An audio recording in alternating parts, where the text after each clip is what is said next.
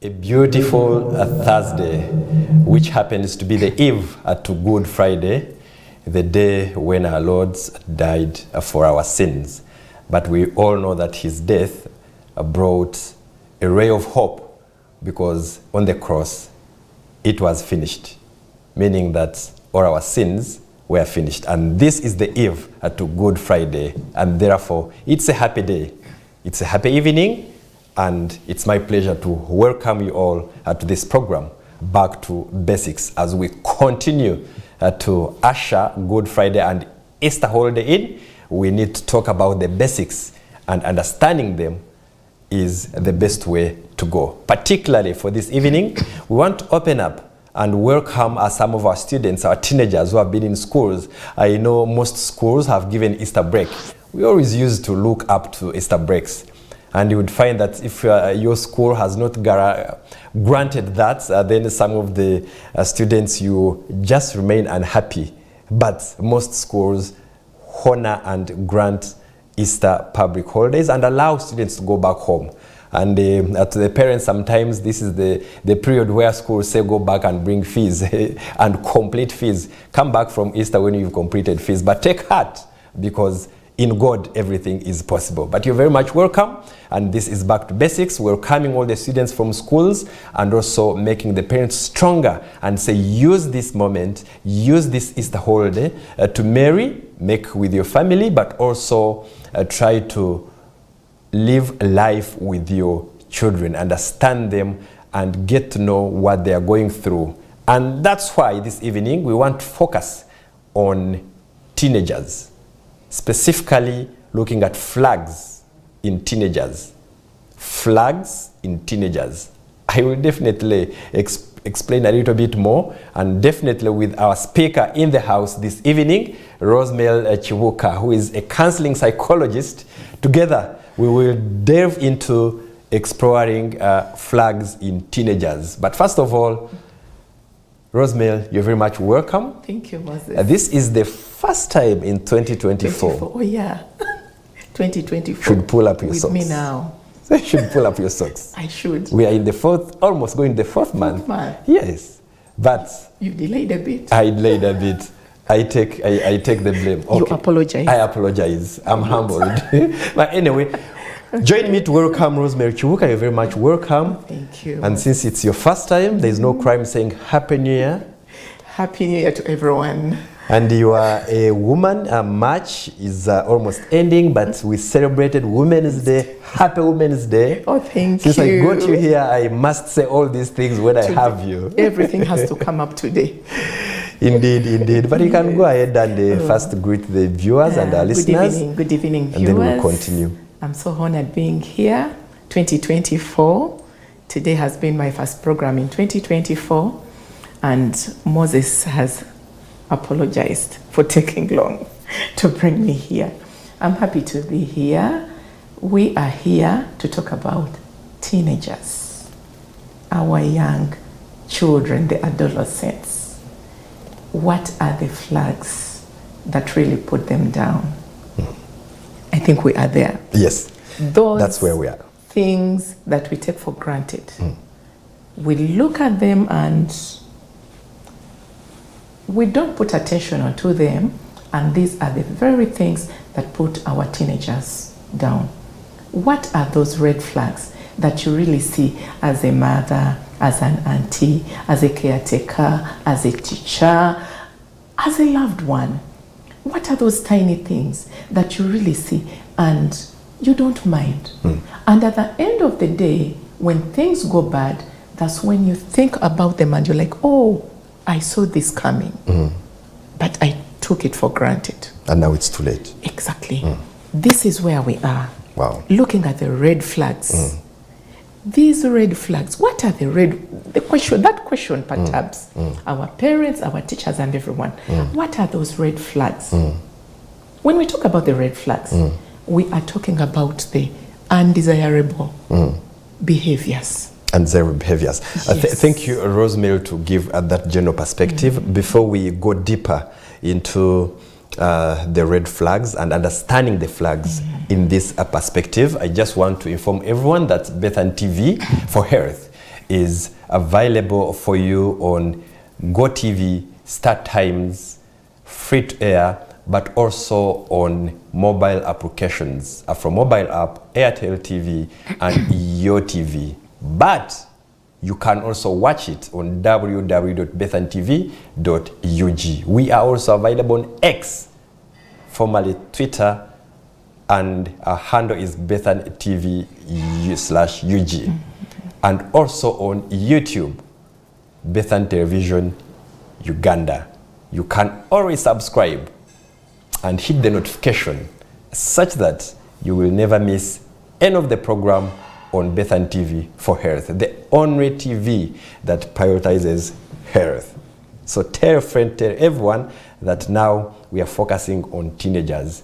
And before I bring in Rosemary, who is a counseling psychologist and therefore an expert, and someone who speaks passionately about teenagers, parenting, and proper nurturing of children, I just want to ask you, you viewer that is here with us, reflect in your parenthood, parenting journey, in your caretaking journey, in your guardianship journey. I just want you to reflect and see when have you ever been intentional in understanding the behaviors of your child? Intentional. Exactly. In understanding the behaviors of your child. Taking time to notice those small, what we call small behaviors in your child and question them. Also, establishing a rapport and a relationship with your child. I just want you to reflect on those questions that I've raised as we delve into this evening's topic, flags in teenagers. Now that we have Rosemary in the house, let's first understand the teenagers. The teenagers. Who are they? What are the age brackets? What is their character? How do they behave? Is it normal to behave that way? So take us through. You know, when you talk about teenagers, I feel good. Why do I feel good? These teenagers are normally lost in the jungle. Yeah. They're just there. Even when the parents look at them, they're just lost in the jungle. They don't know what to do. They try out everything, and they're basically messy. Yeah. They're messy in everything they do. So why do we need to come up? Because they don't know what they are doing. These are teenagers. These are young ones from 10 years to 24 now. Initially it was 18. 18, 19, but now we take on the 24 because of that long period of studying. So they get to the 24. So normally, now what do we call that? Extended adolescence? Or delayed maturity, as we used to say. We can even bring it as delayed maturity. Delayed maturity. Exactly. But if that's the fact, then... So that's why you see that we have the young ones, the middle stage of adolescence, the young adolescent, then the middle one, and then the adults. That's when we have the adult. So they are divided in three. Because 24 goes to the university? Yes, like 21, some 22, of them are in some university. Of them it's university. Exactly. So. But remember right, now, it's even in HSC, we have senior 6, you can find a 23-year-old in senior 6. Okay. 23, a man, sometimes the beards have come. You very in well. Okay. Hey, and it is okay. Yeah. Still an adolescent. Okay. It's still very okay. He's still an adolescent. Yeah. So within those years, they are still confused. Remember, from 10, they now start changing. Yeah. Growing up. Yeah. A lot of questions come in. Then when they get into the middle age, they feel they own it. They feel they are there. They have the vibe. They know everything. Probably mommy and daddy don't know. They didn't. Even if they went to school, they don't have the slang they need. Yeah, you know. Yeah, they are not up to date. They're not up to, yes, they don't know what they're saying. Ancient and exactly. They're backward. They're analog. Backward. So that's what they keep on saying. So when you look at them and you look at the different stages as a parent, have you really critically looked at these different stages in your children, or you have let them grow automatically? Automatically. They have to go. Okay? And you're like, hey, bakura. Because the 365 days pass, that's a year added, and you see them growing. But and for you just provide fees and material things. These are 3 stages. Olino kubeera in those 3 stages. Young, middle, adulthood. And every stage comes with its own way of how you should. Every stage comes with its own. But as a parent, where are you? What have you noticed? Otherwise, if you don't notice in these 3 stages, problems are coming in. Omulaba wezeza 10 years, chikyolaba. You expect. The school will take on. No sasara physio, scholastic materials. And the school also, the school has somewhere to, So if you don't take on as a parent, then you're going to miss out on some things. At 10 years, 11, 12, 13, you're supposed to talk to this child. Parenting styles. Ewaka. By the time this girl or boy is in school, the school is just adding on. Okay? Because this boy or girl is getting into adolescence, there's so many questions. How is she going to trust whatever is being told to him or her in school when mommy and daddy did not talk about it? Rosemary, I think this is a very important issue you're raising. And I know there is a lot. We may not exhaust. But what are some of the things from your experience as a counselor and as a teacher? Do you think some of the things, like a 10-year-old girl, should mommy or daddy start maybe talking about with their children? Just few examples. This girl is now getting into transition. Body changes. Body change can really disturb these young ones. They even hate themselves. Yeah. Especially if those body changes are not aligning with the celebrities they admire. They admire. They'll have so many questions, and there will be nobody to answer the questions. So if mommy or daddy or the caretaker cannot come up to identify, oh, she's now growing. How is she showering? Okay? What has come up? Is there anything that is questionable? Okay? Is there anything that probably is coming up and she has some questions but she's fearing to ask us? Then you have to come up. Because you have to initiate and go through lessons, home lessons, and teach these people. You're going to grow up, and as you grow up, it is very normal. When you see this, it is very normal. So when you see it, communicate to us. We shall help you do this. We shall help you buy the shavers. It is very normal. When you see this kind of hair, it is okay. Don't hide.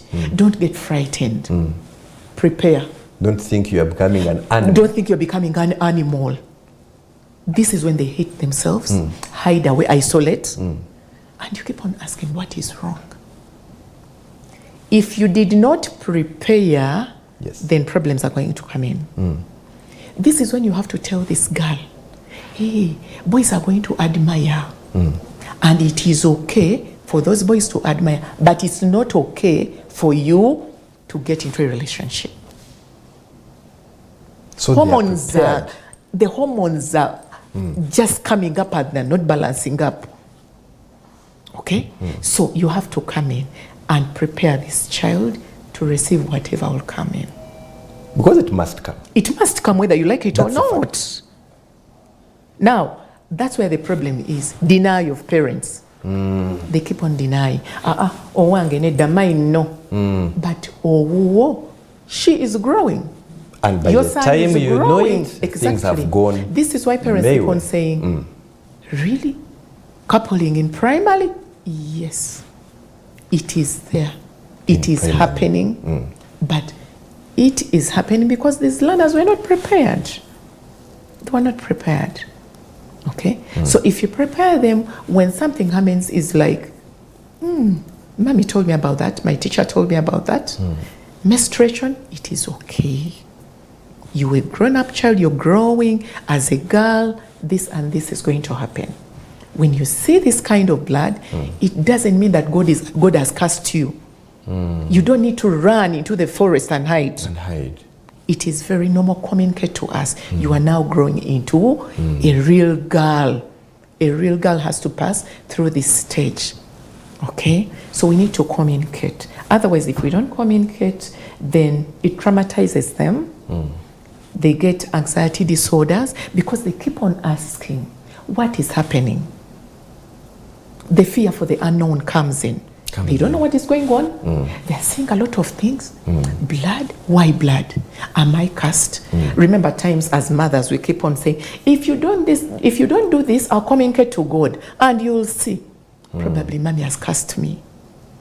So we need to communicate. A lot of questions that go through their minds. And so if we don't talk to them, that's why we need a lot of time with these people. They are our bosses. Which we don't have. We need to talk to them. Come, let us have a talk. At times they don't even want to listen, but you have to follow up to their bedrooms. Talk to them, throw out something. And still, that's very important. You're mentioning talking to them. And I just want to ask about the fear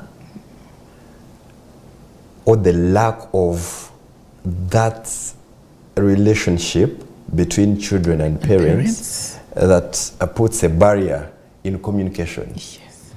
That you find that the children are not opening up. And the parents. To their parents. And even the parents are not opening up. And then the parents have a fear now too. They have a fear too. So how can that be reconciled? What should parents do to... Sensitization, what we are doing now. They need to be sensitized. Because parents, this is what I said, parents think the teachers are doing it in school. But the teachers have a lot to cover up. Okay? Then the senior ladies probably are trying it. Okay? The matrons are trying it. The wardens are trying it. But they have a lot. Okay? There are schools which don't have counselors. So if they don't have counselors, what do you expect? Teacher will come, teach and the transition will keep on. But what is happening within that class? There is a very big problem. There's a very big problem. Okay? So parents have to run away from the denial part. They have to accept. Move on.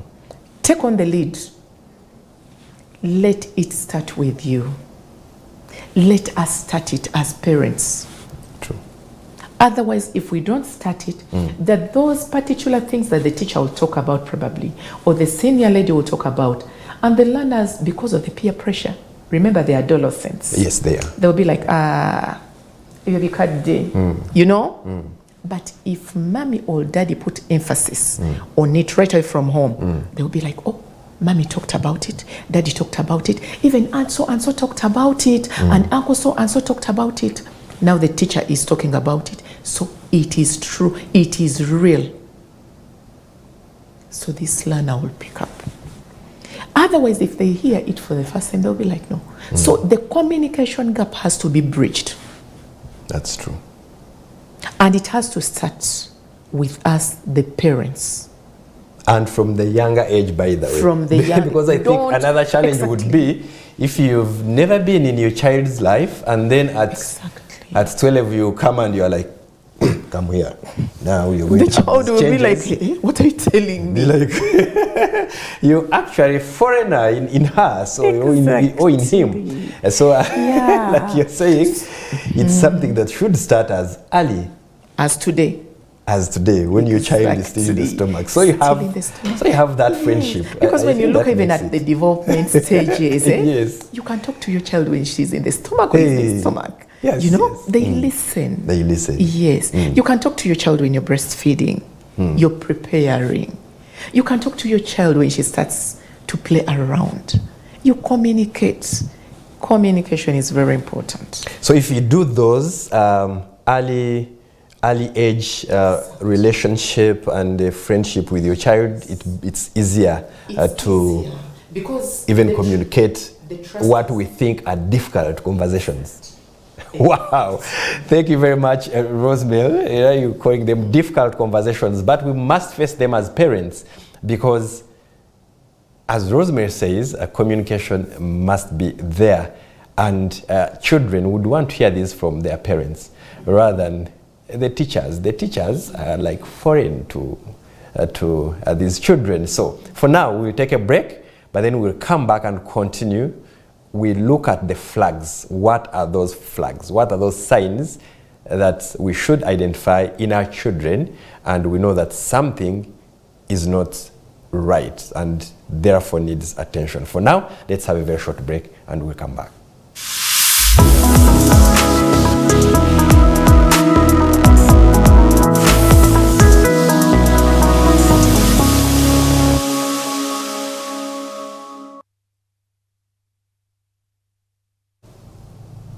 Welcome back from the break, and we are still talking about flags in teenagers. In the studio, I have Rosemary, who is a counseling psychologist, and she has really given us a perspective of the teenagers, the characteristics and what that age entails, and the divisions and the basic things we parents and guardians and caretakers, aunties, uncles, etc. Should adopt in order to help our children understand the stages they are going through and be able to protect them from some of the things that would affect their lives. But I just want to reintroduce this with an illustration, especially in communicating with a child. I was reading somewhere and they say sometimes there are windows in our children that children are allowing us to speak to them. But we parents, we close those windows. Exactly. By maybe, for example, a girl can come and start telling you about, Daddy, there is this boy at school. And then for you start jumping and saying, you are now in boys. Your aim is study. I sent you to school. Can you stop that? Can you stop that nonsense? Can you imagine? Let that child flow. So the child had given you the window. It was an interesting thing that I read. The child has given you that window for you to probe and find out what is the boy. And to explore more. Explore more and learn and listen. But for us, being true African dads, you lock immediately.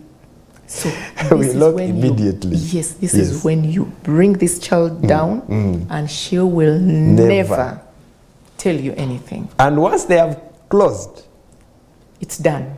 Even if you buy chocolates, you buy all the ice cream in this world, you do what? They will close. They'll close. And they will open to the boy next door. Exactly, because they'll be ready to receive whatever they We need prayers. Anyway, welcome back from that short break. Rosemary, what are the flags that we see in teenagers? Yes, we've talked about the red flags. The red flags. These are the flags that we normally see, okay?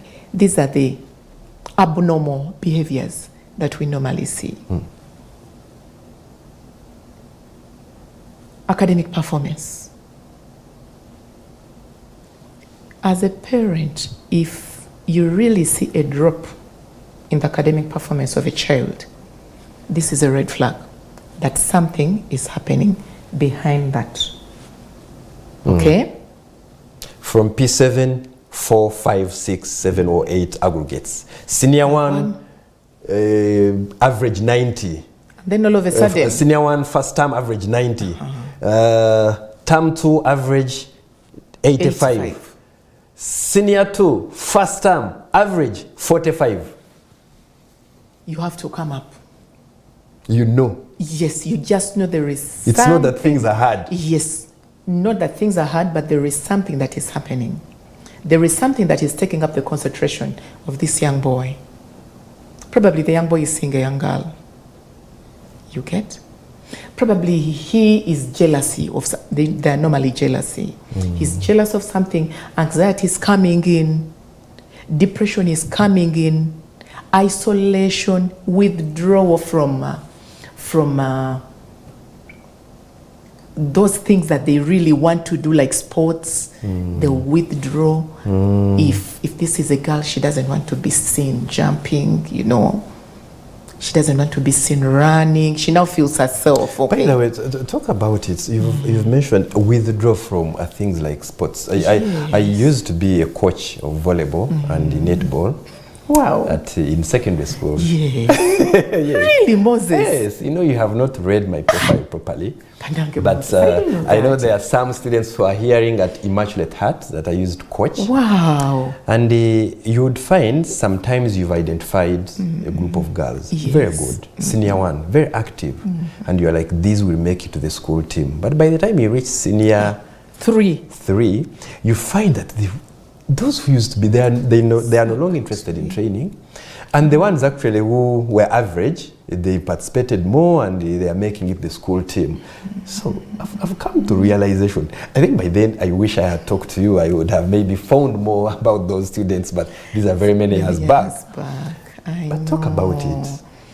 You know, at times, as they grow, they come to realize that they're becoming more beautiful. Which is true. Which is true. Okay. They don't need to be seen doing particular things. So that's how they drop, even out of their talents. You see them dropping out of their talents. That is 15, 16, sweet 16. That is when they drop out. Because if you find a girl who is good at dancing, a boy who is good at dancing, some of the friends will laugh at him or her. So he will feel offended. They withdraw immediately. This is when you see some of the red flags, like taking substance abuse coming in. Substance abuse will come in. Stand in the gap. Taking drugs, exactly. So parents and guardians, Rosemary, I want you to make this point clear, because we are trying to look at things that can give us a sign that something is wrong. And you've so far mentioned 2. Yes. Academic performance. Academic performance. And now you've spoken about withdraw from the things that this child used to enjoy. She used to participate, class monitor or class monitress, whatever, and a counselor in senior 1, but then when it comes to senior 2, I no longer want to participate in leadership. And not even in leadership alone or sports. Or even sports, even in class, or even drama. Putting up their hands to give an answer, they will not. So you're saying if we note this, or our children tell us, so sometimes for us we think, oh, they have maybe made a decision. It's just not a decision. They are battling with all this. There is something behind. Wow. Some of them will self-harm. And the parents will keep on asking, why do you do this? They'll keep on cutting themselves because they can't manage their anger. They have a lot of anger. They'll reply you anyhow. They feel they need their independence. Okay? Even when you get into their bedroom, they don't want you to go there. This is our bedroom. Why should you come? You know? Anxiety, a lot of questions, panic attacks. Because they don't have the answers, they don't know what they're fearing, they're just living in that circle of confusion. So parents will keep on complaining. They'll keep on complaining. They love their peers a lot because they believe the peers are giving them more than what you are giving them. You are paying fees, thank you. You are giving them food, thank you. But the peers are giving them information that you are not. And the information that speaks to the unanswered questions. Thank you. Which as parents. Exactly. That's why you see, even when you tell them, can you go and do this, they will be on their phones, communicating to their peers. No time for the parent. For us, we are insisting, revise your books. Chemistry. Your books. Chemistry for what? But the peers are giving them updates about what they really want. They give them the vibe. Hey, this is a bit nowadays. So you have to sit, discuss about it. I think that's another discussion for another time at the Chiboko. Because what I know with the African parent, sometimes they say this is nonsense and cannot be tolerated in our homes. During our years. Now, you mess up, you get down. But now you're just worsening. Because this is a different generation. If you try to cane, you are harming. Without understanding, but authoritatively you say, no speaking on a phone past 6. That's my rule. This is my home, which I built just by myself. Let this child come talk. Show this child, why should you sleep at 10? Because your brain needs to rest. Otherwise, if your brain doesn't get enough rest, you're going to get disorders. Not just giving instruction, but understanding. Let them understand. Why. If they fail to understand, still keep on talking. And then also communicate to the teachers. Let the teachers also know the kind of child I have in my class has this problem. Then let also the teacher continue from where you stopped. Otherwise, if you don't communicate to the teacher will also be burdened. And to a certain point, remember nowadays, some children don't even want to be told anything. If a teacher tries to tell her something, she'll be like, who are you? You know? So the teacher will withdraw also. The teacher withdraws. So as a parent, what is your role? Continue monitoring the red flags. Communicate to their aunties where they've gone for holiday.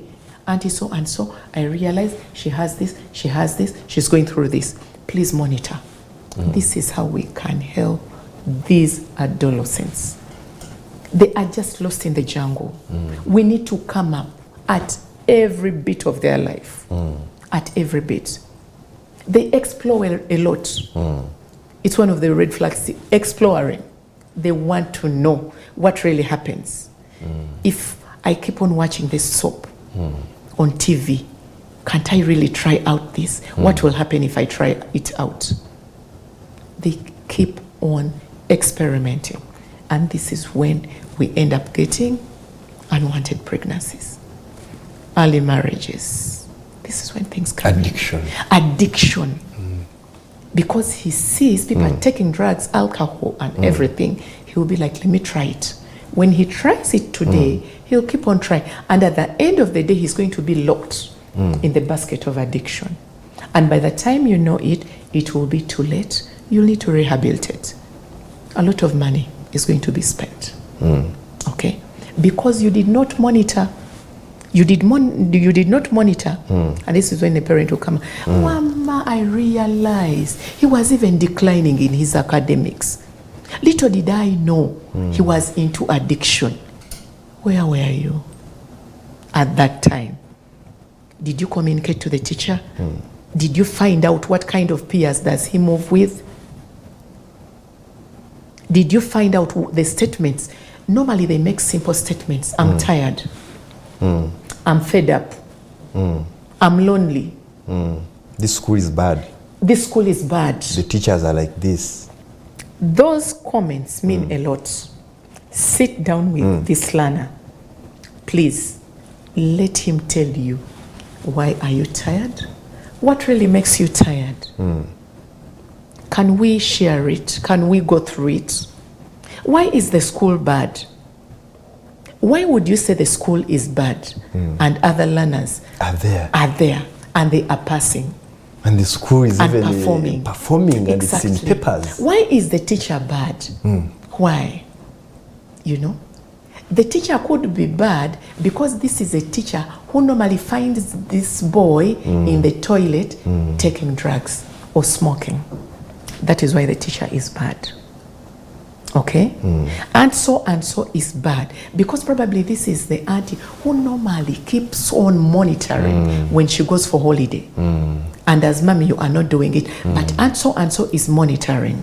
I remember we used to not like teachers who were always committed. Like, if it's their time of teaching, they're already there. And there are some teachers who used to kind of dodge and would have free lessons. We used to those teachers were best moments. Best moments. I know. They're like, he's not coming, and you're happy.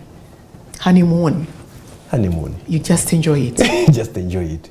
So there's always a reason. Exactly. I just want to re-emphasize what you've talked, because this is very important for us parents and caretakers, of phrases yes, that can tell you that something might not be right.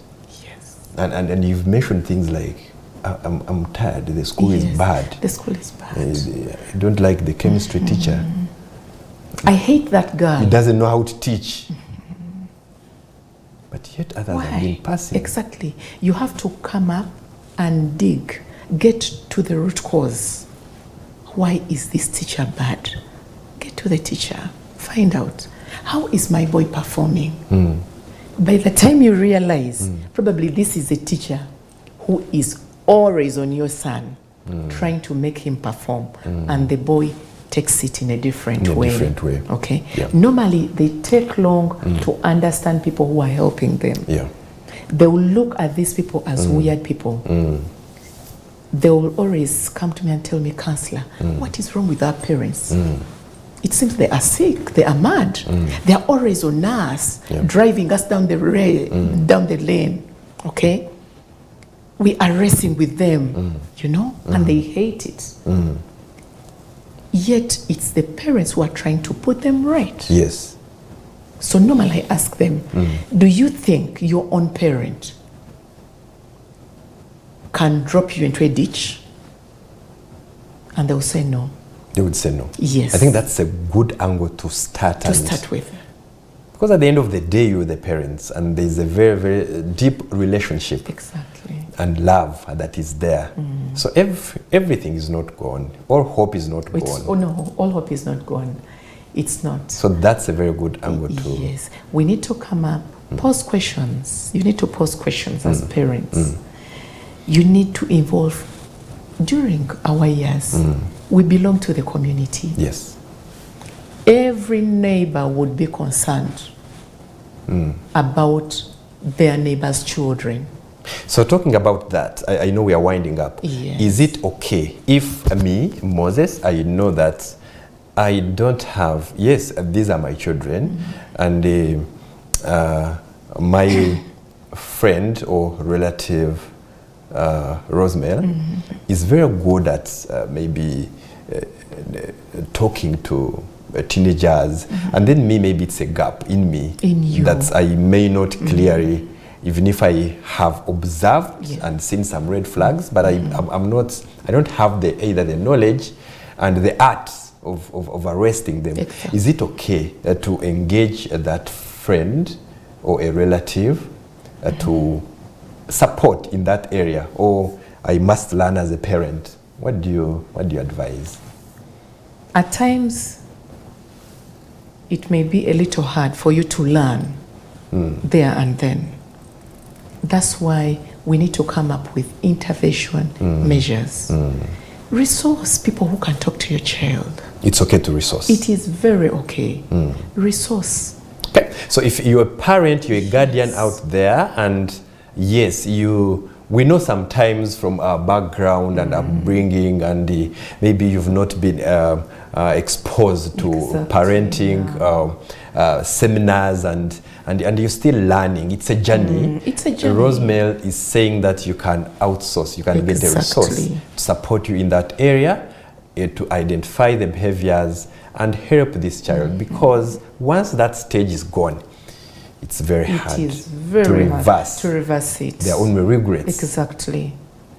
That's why you see there are fights in homes. Children will be in their bedrooms, parents will be in their bedrooms, and at the end of the day, these are spoiled homes. As we bring this to an end, I just want you to comment just briefly on the aggressiveness. You mentioned it. You talked about anger and aggressiveness as a red flag. But I wanted to find out a little bit more the aggressive behavior. How do they act in that respect? Do they fight and be the parent? Or what do you mean? At times, like in schools, they'll fight each other. Yeah. They will be rude to each other. They will be rude to the teachers. They will be rude to the parents. I've seen this. You're talking to your girl, and even the way she talks to you, you know, it's like she wants to fight you, or your boy wants to fight you. Anger. Especially during visitation days, this is when you see it. They are so aggressive because a parent is trying to ask or inquire about the child's behavior. So they use it as a mechanism at times to put you down. When they come up to shout and you're like, okay. You don't mention on side, even if you have seen the red flags, but you decide to keep quiet. They know when they do it, you'll calm down. If you're at home and they know, if you try to talk to them and they will shout on top of their voices, you don't want the neighbors to know what is happening in your home. You'll be like, okay, we shall talk about that tomorrow. And by tomorrow... And then time kills justice. And then time kills it, you know? So you look, whenever a child becomes violent, rude, aggressive even to the fellows, just know there is something that is coming up. There is something. Because normally as parents, they will make sure the aggression is not there. No parent will bring up a child and teach a child to be violent. No parent will do that. Not at all. Not at all. So when you see it, just know there is something they are covering up. Yep. Try to inquire. Even with their siblings, some of them know why they do this. They will tell you, Mommy, whenever you see him doing that, he has put in something. Yeah, he has put in. He has charged. He has charged. Yeah, they call it charging. Charging. Probably he has charged, you know. At times teachers will keep on questioning, why are learners charging? And it's good, Rosemary, you come, because having experience from schools and directly dealing with the teenagers, you know some of those words. And I think parents, we may not know, may think he has charged. For us, we think it's a phone. It is a phone. Maybe they have put the phone on charge. No. Maybe they mean they have charged the brain. Charged, exactly. With marijuana, cocaine, they have kachwiri, they have cosmos. Kachwiri is what? It's a type of drug. It's a type of drug. Yes. Yeah, they have all this. They have kuba that they put under the tongue. You know, when he puts it there, he can't say anything. He doesn't care. He feels he's on top of the world. They feel they're in a different zone.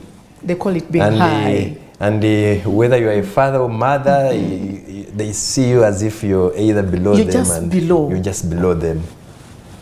That's where the problem is. So when you see these kind of behaviors, please follow up as parents. Okay. Your last words to the parents as we bring this to the end. I thank you so much, parents, for all that you do for our learners. I love adolescents so much. I love them so much, and I love working with them. They are so funny. They have energy. Cheeky. They have the energy. You know, they have a lot that they're battling with. Even when you see, at times, my son can decide to shout, sing very early in the morning, and then I keep on asking, why and what is wrong with you?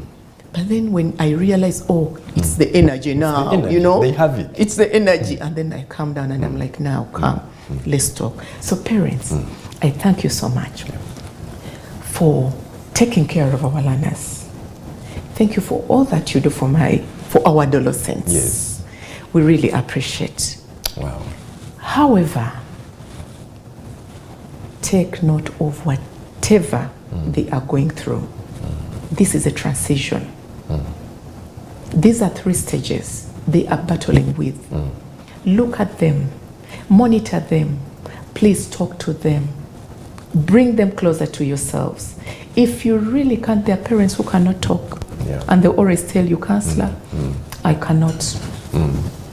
Please resource people who can talk to these young ones. The teachers are very good at this. The matrons are very good. It's only that the children give you probably false feedback. Yes. But please, resource. Get down and really get somebody who can talk to your child. Otherwise, if you don't involve other people, we might lose it all. Wow. We love you so much. Wow. Thank you for giving us your children in schools. Please take care of them. They're back for Easter. For Easter, yes, yeah. They will demand for outings and moving out with peers. Yes. Please find out what kind of peers do they have. What kind of friends do they have.